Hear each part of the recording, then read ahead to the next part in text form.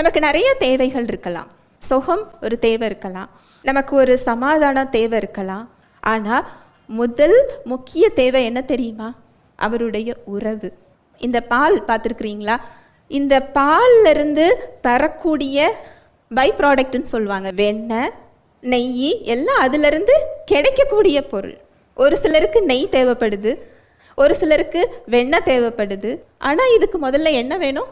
பால் வேணும். விசுவாசிகளோட நிலைமை இதுதான். நம்ம சுகத்தை தேடி என்ன செய்கிறோம்? போகிறோம். விடுதலையை தேடி என்ன செய்கிறோம்? போகிறோம். ஆனால் நமக்கு என்ன தேவை? தேவன் தேவை. அவருடைய உறவுக்குள்ளே போகும்போது இந்த பை ப்ராடக்ட் எல்லாம் பின்னாடியே என்ன செஞ்சிடும்? வந்துடும்.